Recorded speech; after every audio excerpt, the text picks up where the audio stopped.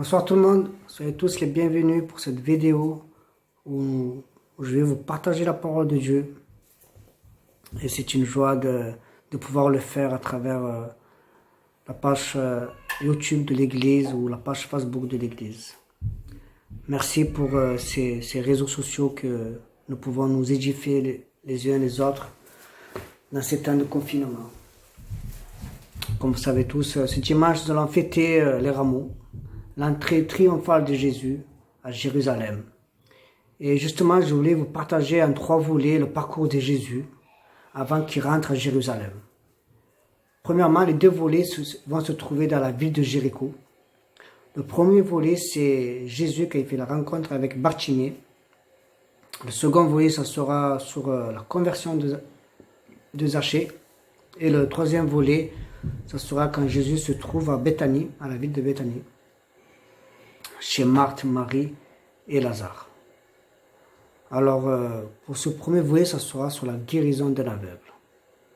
Juste avant, je voudrais vous partager que les 4 évangiles ne racontent pas tous le même ministère de Jésus. Chacun dit ce qu'ils ont vu,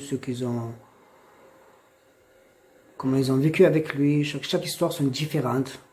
Il y a très peu dans les 4 évangiles que chacun dise la même histoire. Nous savons que pour les rameaux, par exemple, les 4 évangiles en parlent, suivi du dernier repas du Seigneur avec ses disciples. Les 4 évangiles en parlent jusqu'à sa mort, jusqu'à il est mis au tombeau. Mais la plupart du reste de son ministère, les 3 années, chacun raconte son histoire différente, mais les 4 se complètent. Et l'histoire, par exemple, de Bartimée, seulement Marc mentionne que Jésus a guéri Bartimée à la ville de Jéricho, tandis que Luc ne mentionne pas que c'est Bartimée, mais Luc mentionne que c'est à la ville de Jéricho que Jésus a guéri un aveugle. Et dans Matthieu 20, Matthieu, lui, par contre, il raconte qu'il n'a pas guéri un seul aveugle, mais il en a guéri 2 à la ville de Jéricho.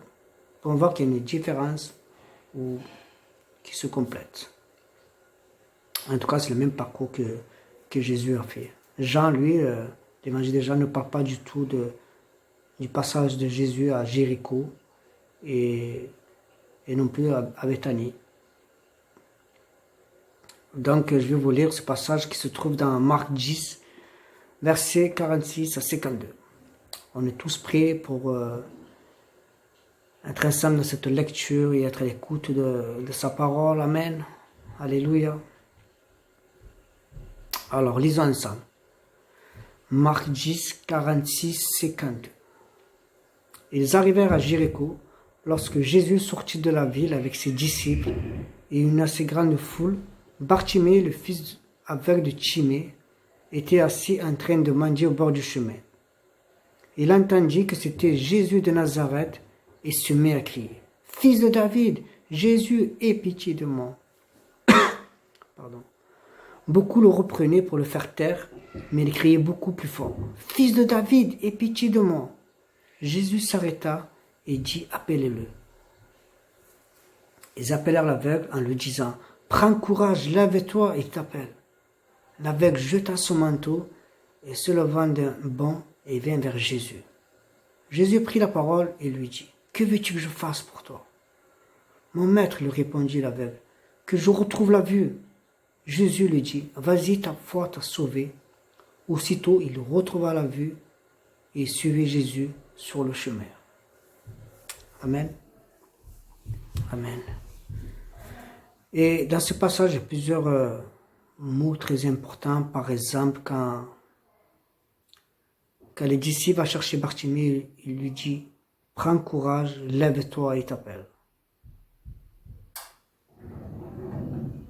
Nous aussi, souvent dans notre vie, nous avons besoin de prendre courage, de se lever et de s'approcher de Jésus.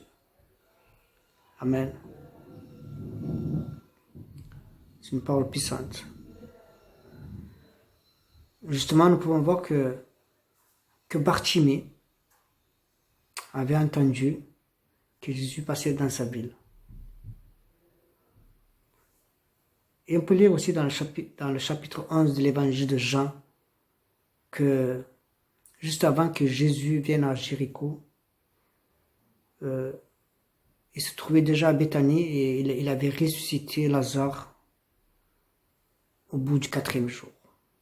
Et c'est ce miracle sûrement que Bartimée avait entendu à 20 km de sa ville, que Jésus avait fait quelque temps avant.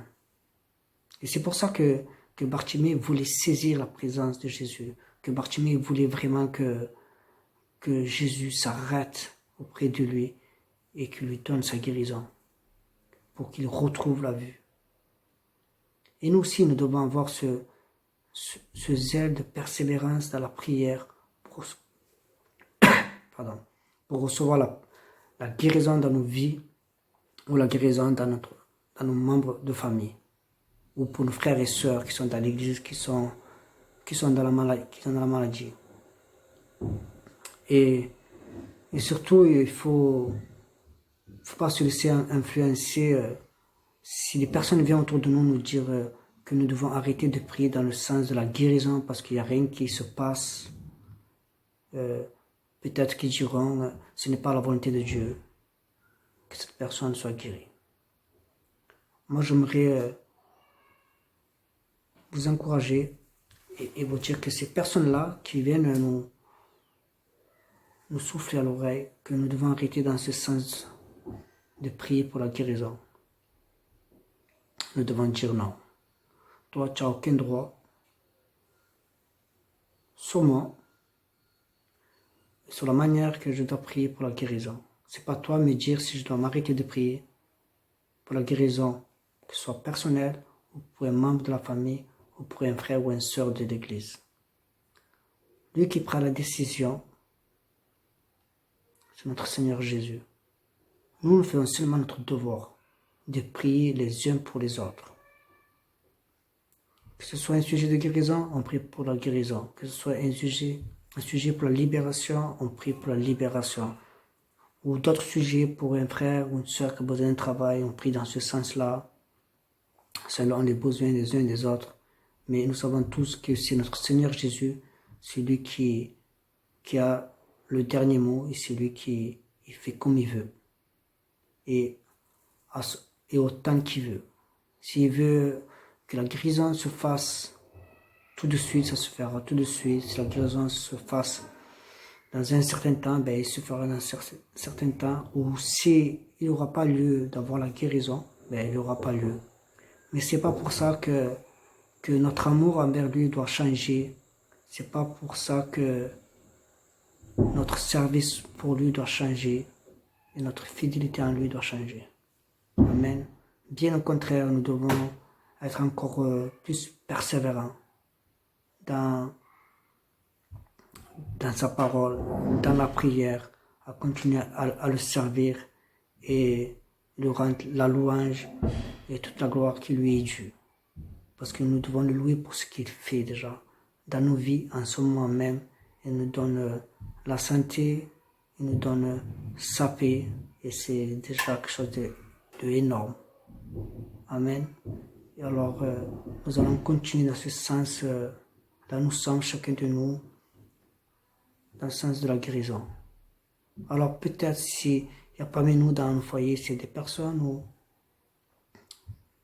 qui ont perdu courage de continuer de prier pour la guérison.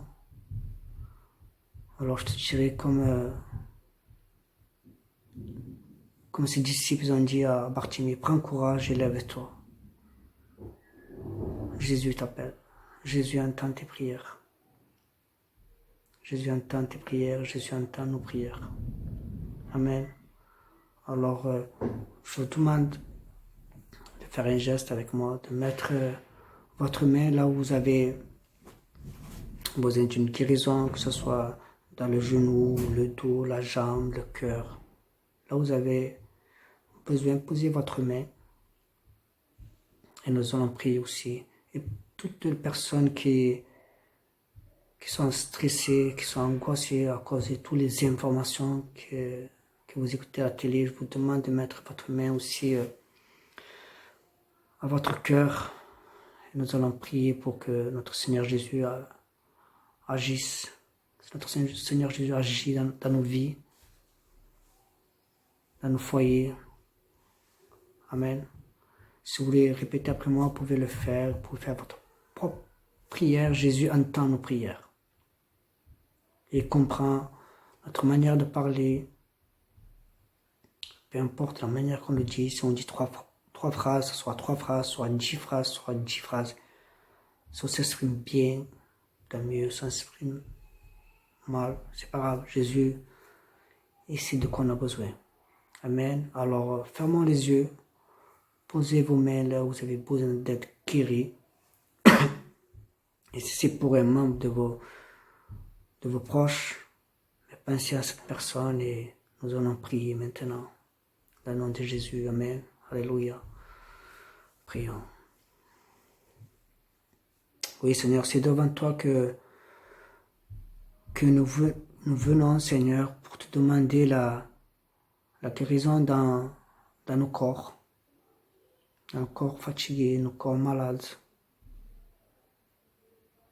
Seigneur, nous te prions que tu puisses intervenir maintenant. Ou dans les jours à venir, Seigneur, selon ta volonté, c'est toi qui décides de toutes choses. Seigneur, nous te prions aussi pour nos membres de nos familles qui sont malades, Seigneur, que tu puisses intervenir. Interviens, Seigneur, fais éclater ta gloire sur eux, Seigneur. Dans notre église, Seigneur, aussi, nos malades dans notre église, et tous ceux qui ont besoin d'être guéris dans le monde, Seigneur, tes enfants bien-aimés, qui soient guéris en ton nom, Seigneur Jésus. Tous ceux qui sont perdus dans la famille, Seigneur, tu puisses les consoler. Que tu sois au milieu d'eux, Seigneur. Oui, Seigneur, fais éclater ta gloire dans tous ces endroits, dans toutes ces vies, Seigneur Jésus. Merci, Seigneur, parce que nous te faisons confiance et nous croyons que tu peux le faire, Seigneur. Et nous nous soumettons à ta volonté, Seigneur Jésus. Oui, Seigneur, nous soumettons à toi. Amen, alléluia. Je vous dis passez une bonne soirée, frères et sœurs. Et je vous dis pour la prochaine vidéo, vous allez recevoir les informations d'ici peu. Bonne soirée, soyez bénis. Amen.